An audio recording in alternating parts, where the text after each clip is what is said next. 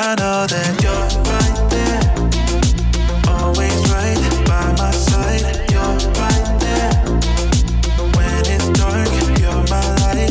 You're right there, in the day and at night. You're right there, yeah, no matter what. Thank you, God, you are always there. You're so good and I know you care. You protect me, you love me, yeah. It may be hard to understand it, but you know just what the plan is, so I can believe without seeing it.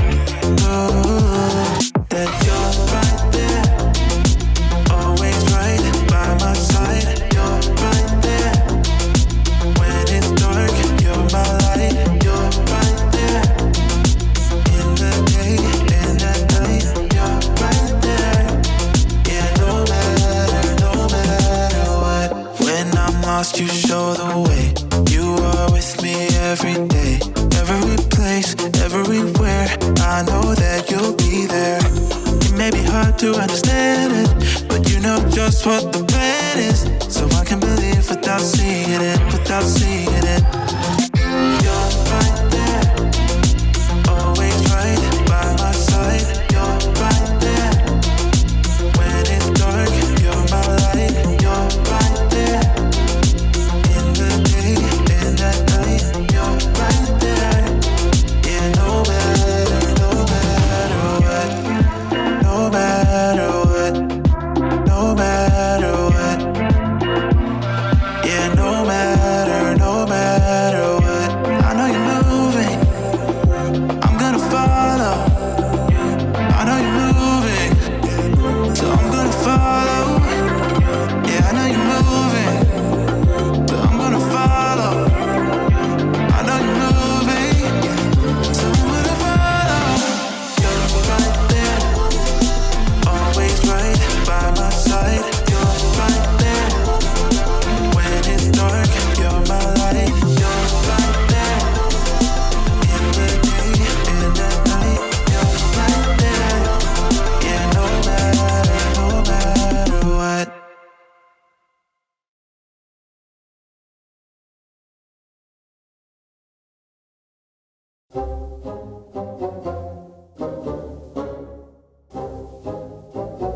Welcome to Story Lab. This week, we're taking a look at the story of someone brave enough to protect two guys on the run. Hey, Skylar, where are you?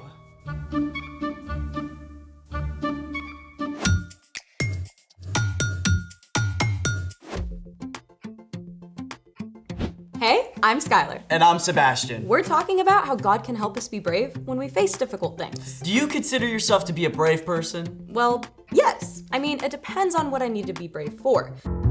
If it's getting up to give a report in front of class, I can totally be brave. If you fall and scrape your knee and need someone to help clean up the blood, I'm your girl. But I gotta admit, there are a few things I'm not quite so brave about, like needles. Hey, Skylar. What?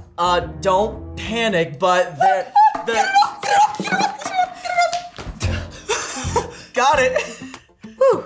Thank you for stepping up. I mean, stomping down.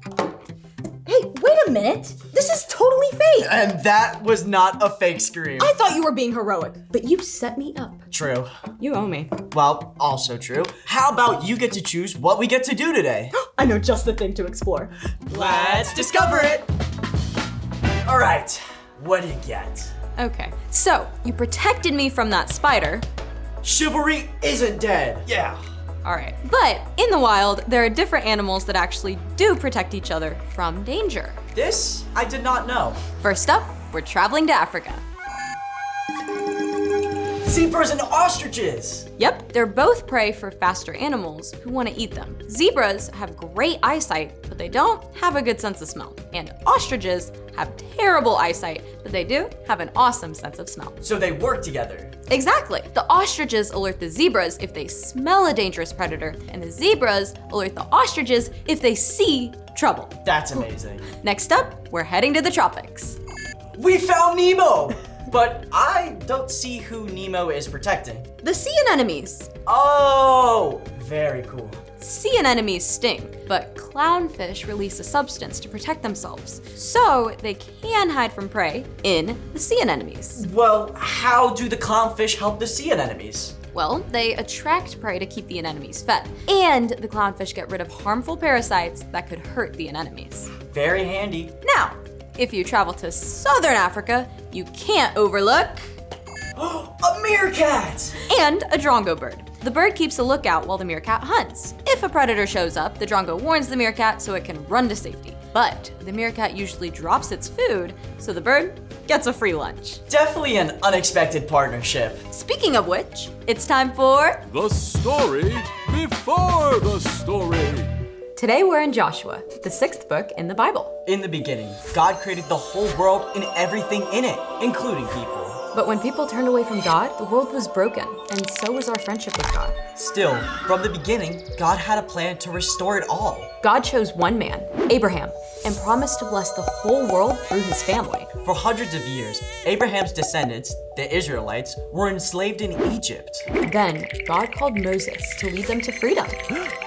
But in the wilderness, the people turned away from God again and wandered for 40 years. Until God finally brought them to the edge of the promised land. Which is where our story starts. Take it away. Hey everyone, I'm Colin. After 40 years camping out in the wilderness, God's people finally arrived at the Jordan River. When Moses died, God chose Joshua, who had shown great courage, to lead the Israelites. Joshua, I want you and all these people to go across the Jordan River. I will give you every place you walk on. Be strong and very brave. But this new land was not empty. A walled city called Jericho stood on the other side of the river, and the people who lived there worshipped false gods. Joshua knew that he must be wise as well as brave. Go and look over the land. Check out Jericho. We've got this. On it! So the spies snuck across the river and entered Jericho. A woman named Rahab offered them a place to stay. Now, the people of Jericho already knew about the Israelites, how their God had led them through the Red Sea and helped them defeat their enemies. So when word reached the king of Jericho that Israelite spies were in the city, he panicked. By order of the king, bring out those men who've come to your house. It's true that the men came here, but I didn't know who they were. They left at sunset. Rahab claimed the men were gone, but actually she had hidden them. See, Rahab's home was built into the city wall. Knowing the men were in danger, she had taken them up to the flat roof and piled flax to hide them. No one will find you here. Don't move until I return. Rahab even sent the king's messengers on a wild goose chase. I don't know which way they went. Go after them quickly. You might catch up with them. Now, did Rahab just tell a lie? Yup. But she did it to save the lives of the spies who would have been killed otherwise. The king's men believed Rahab. They quickly left the city to hunt for the spies. Rahab went up to the roof to talk with the two men she had hidden. Are they gone? They think they're chasing you back to the Jordan. Thank you. Look, I know the Lord has given you this land. We've heard the stories of what your God has done, and we're all afraid of you. The Lord your God rules heaven and earth. You're not an Israelite, but you speak truth. Just promise that you'll be kind to me and my family. Don't let us be killed. You're saving our lives, so we'll save yours when the Lord gives us this land. The city gates were shut for the night, so there was no way for the spies to get out of town, except through the wall itself. I'll lower you out the window, then go hide in the hills for 3 days until the king's men return. After that, you can go home. Just one more thing. When all the Israelites together enter this land, you must tie a bright red rope in the window. Then bring your whole family into the house and stay here. If you don't tell anyone what we're doing, we promise you'll be safe. I'll do exactly what you say. Rahab lowered the men on a rope and they escaped into the hills. At the end of 3 days, the king's men returned to Jericho and the spies made their way back across the Jordan. The Lord has given the whole land over to us. All the people are weak with fear because of us. You may have heard how the rest of the story goes. The Israelites crossed the Jordan River, and God gave Joshua instructions for the army to march around the city for 7 days in a row. On the 7th day, they marched around the city 7 times and then shouted out together, and the walls of Jericho crumbled down. The Israelites were able to walk right in and capture the city. But the spies went immediately to Rahab's home and rescued Rahab and her family, just as they had promised. Because of Rahab's courage, she and her whole family were saved. The end.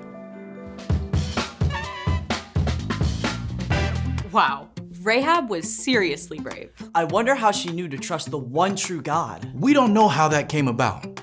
But after this, Rahab became part of God's family. In fact, she was the great-great-grandmother of King David, and she's even mentioned in the book of Matthew as part of the family line of Jesus. That's pretty cool. So, what's our part in the story? Rahab took a huge risk when she helped the spies. But even though she was not an Israelite, she chose to trust the one true God and showed incredible courage. She trusted God, and God helped her be brave enough to do something really hard. That's right.